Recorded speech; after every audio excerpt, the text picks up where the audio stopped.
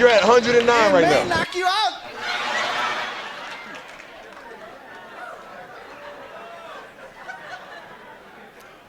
White women, they. Oh yeah. You're at 109 right now. You're at 109 right now. Hey everybody. Wait a minute. What is that? Ugh. I was eating an orange and the orange got on this. Never mind it. Can you see that? That's a sticker right there. Lovely sticker. You can get one of these right here. Make a purchase and I'll slide one of these stickers in the package for you. You could purchase a book. You could purchase a copy of 10-9. And let me tell you why 10-9 is so special. All of the pictures, I'd say 90% of the pictures taken in this book, I took them during my travels. This is a photo journal. It's a photo journal. It's a record of some 15 years of my travels. It's also, there's a poem, one that I wrote in here, a poem with many historical references. And it's a very interesting work, one that you should own, one that you should have a copy of. It's a modern day reflection on what it means to be black in America. Right along the lines of, Public Enemy and Diggable Planets and A Tribe Called Quest, with a little bit of gangsta in there, a la DJ Quick, and but it's a historic book, so the references, this will really get you right. The references that I refer to and speak of, I'm really calling your attention to a larger conversation, a larger discussion about, the black condition in America. This is my text. Comes in a couple.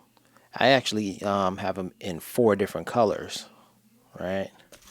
So the only representation of green is right here on the sticker, but I have a green book as well.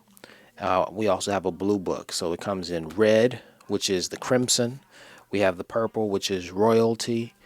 We have the green, which is for I thought it was money, but green really represents the land. So I might have to change the reference that I think of or associate with the color green. And then finally blue.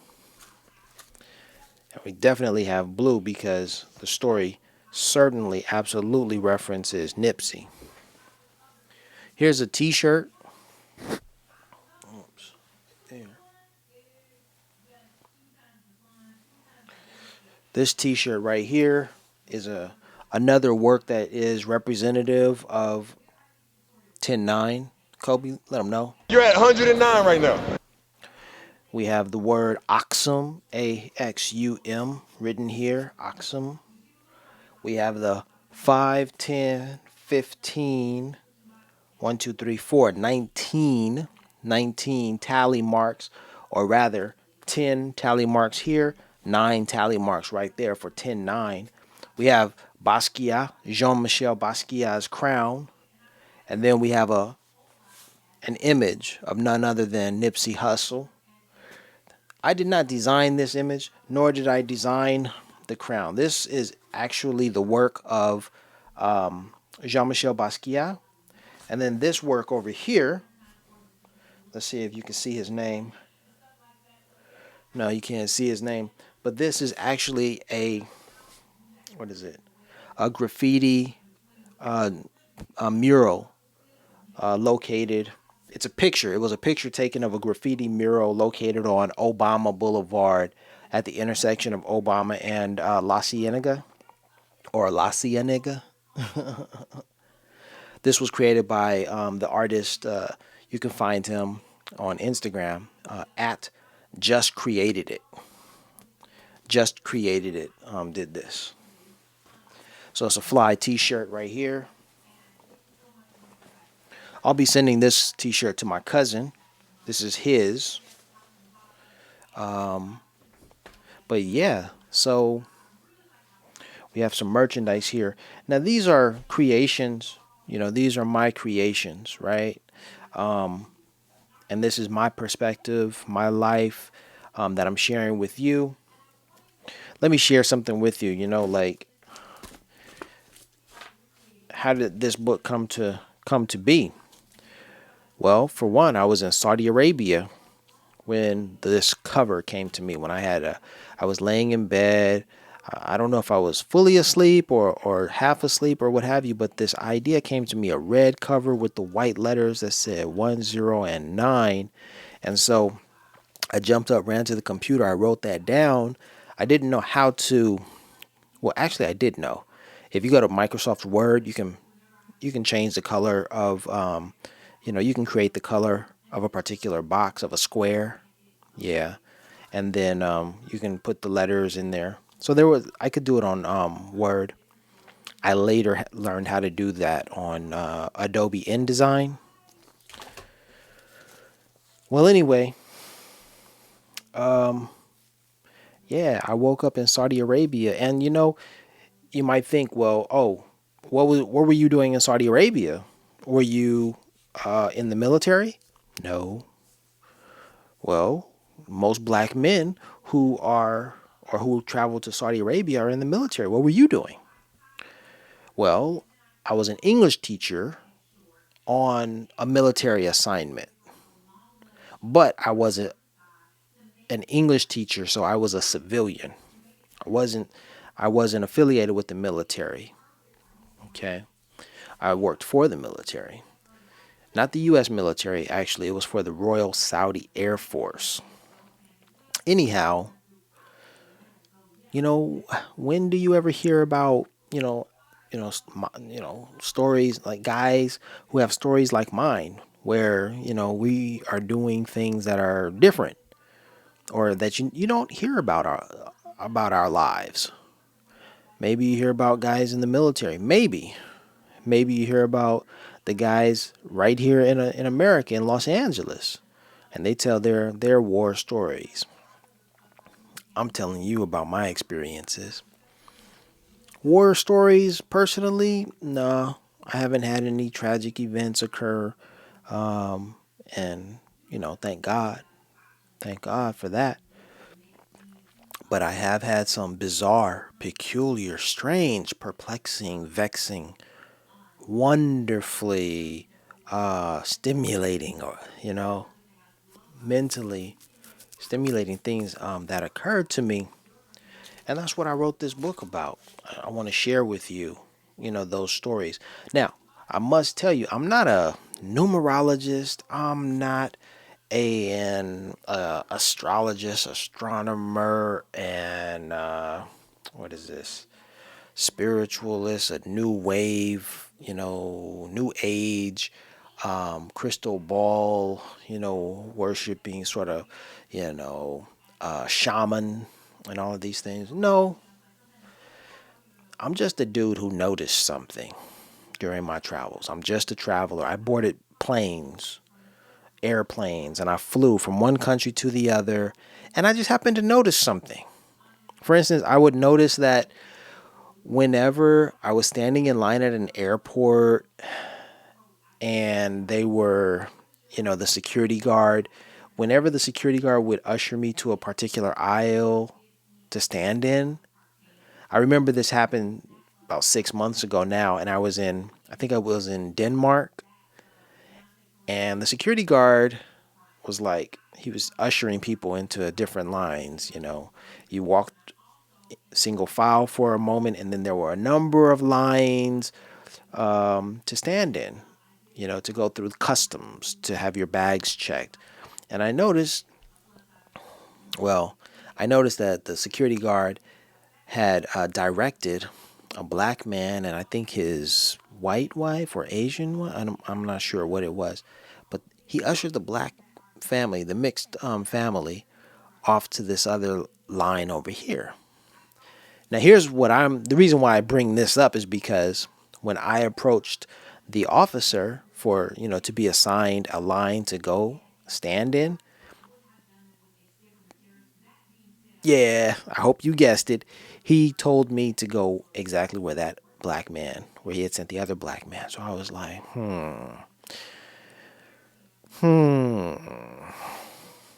So this was in Denmark. But I didn't sweat it too much. I just actually, it was just something I noticed. But the thing about being ushered over there is that I stood in line and I noticed that he was directing me to, I think, lane 9 or lane 10. Where are you? You're at 109 right now. So 109, that's 10-9. And he told me to go stand in that line. I'm going to pull up my Instagram page and show you what I saw, because I took a picture of my feet and you can see the numbers on the ground. This is months ago. I'm going to have to go back and just keep scrolling. But this is, that's just one of the examples of what I experienced. Like, how did that happen? Let me give you another story. I was in Vietnam for the first time, right? This was in 2019. And after going through customs, my Vietnamese, what was he? Travel agent support dude, consultant or concierge. He tells me, oh, your driver's waiting for you at gate 10. Or maybe it was 9. Whatever it was, the fact that he said that I had to go to gate 10 or 9, that was wild. That was really, really wild. And so, yeah, there it is. That was so wild. Because it just keeps happening. It's either 10 or 9. All right. So this picture right here from Instagram, this is where, Copenhagen.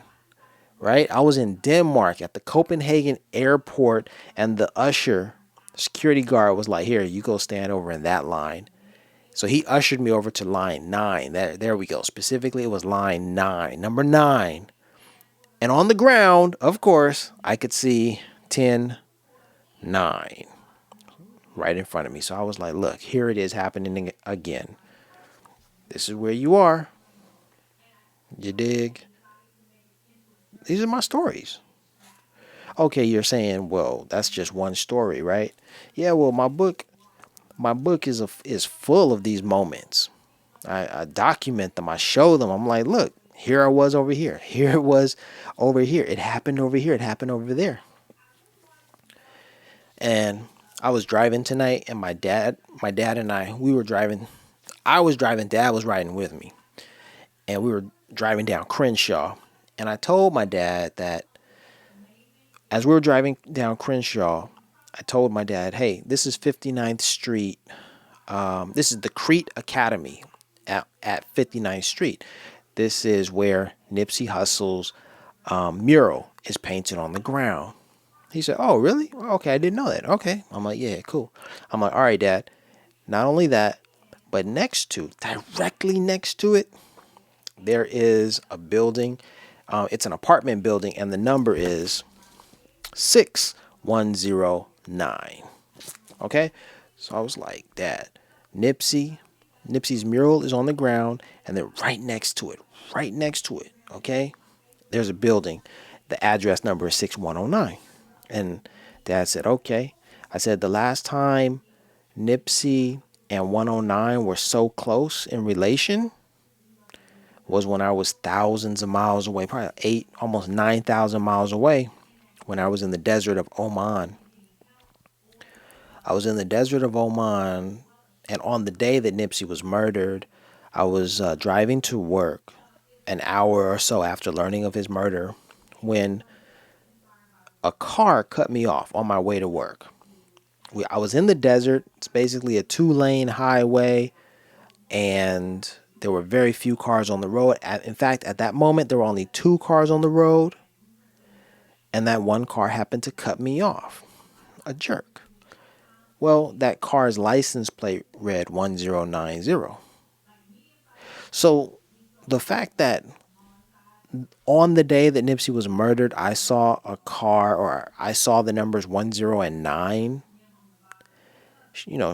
within minutes of, well, within an hour of learning about his passing, that memory is seared in my mind.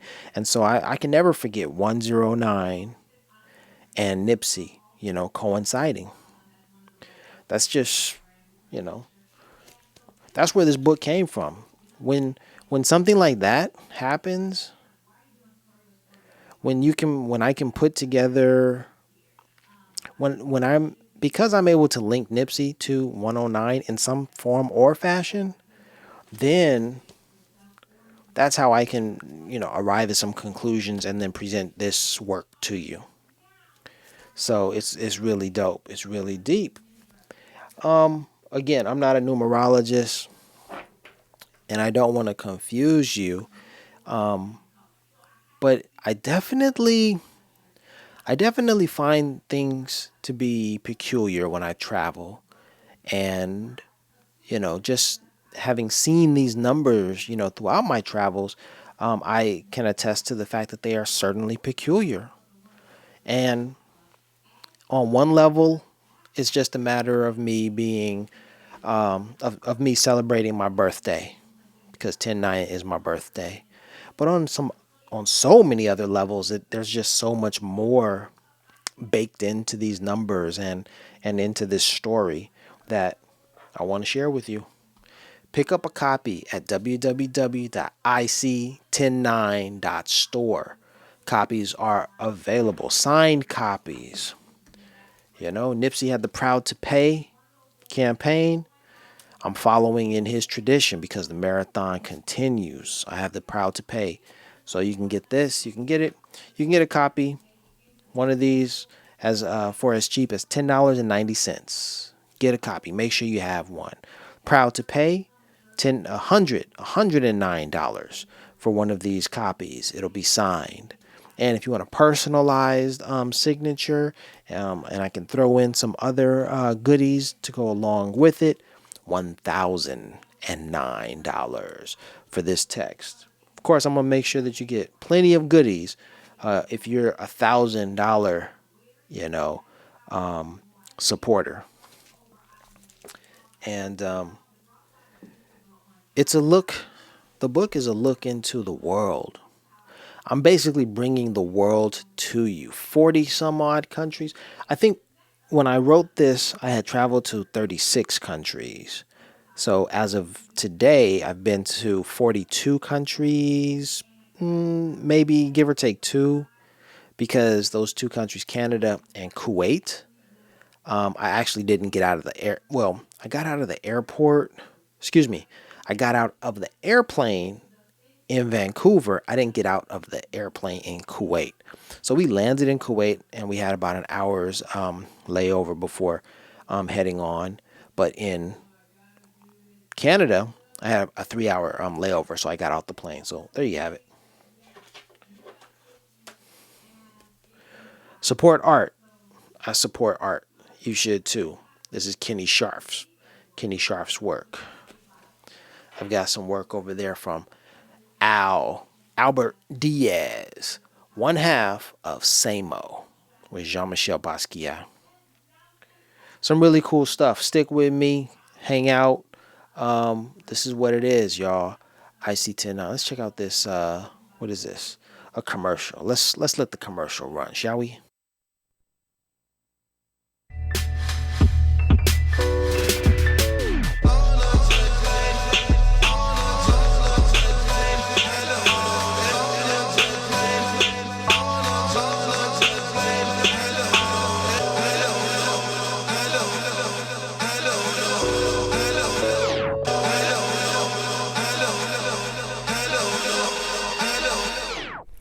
I just keep seeing 10/9.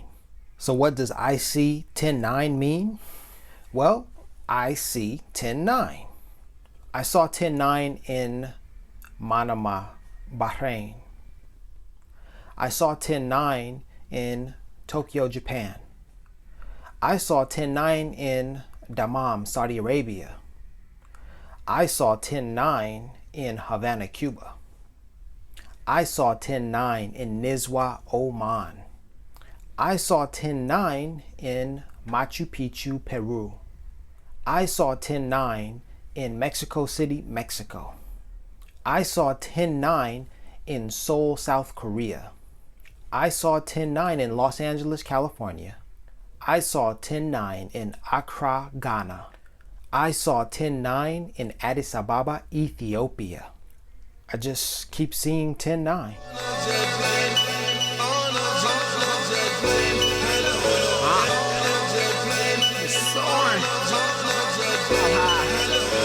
Window seat surfing on the wing. As an adolescent, I dreamed of big things. Climb to the top of the mountain to see the scene. Petty wap don't want me to have anything. I'm the captain, no jet lag. Boeing jet swag. Floating to the sunset, keep the drinks coming back. She summoned me, gave me turbulence on the sink. Pretty flight attendant boarding pass, I'm a buddy. Stunting first class, vegan meal yummy. Right in the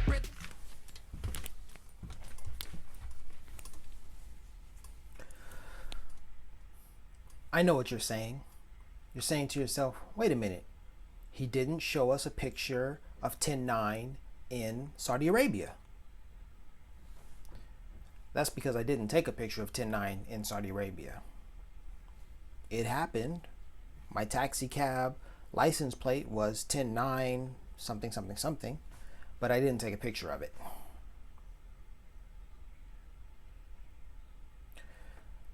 I know what you're saying. You're saying, hey, wait a minute.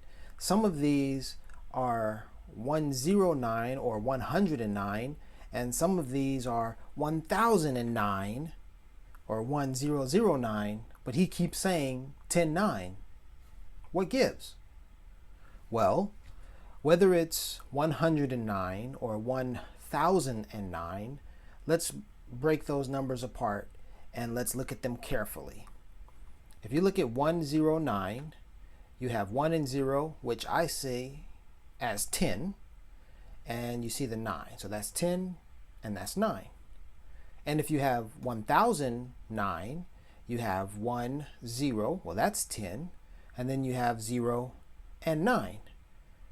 0 and 9, that's still just 9. But I know, 109 is different from 1009. That's true, but 109 is what I see when I see 109 or 1009. It's a little play that I do. I'm playing with the semantics, if you will. But you're right, 109 is not equal to 1009. Does that make my story any less valid? Well, if I were to delete all of the 1009 moments, the 109 moments still present a very compelling, peculiar, mysterious story worth reading. Buy 109 today at iSee109.store. Peace.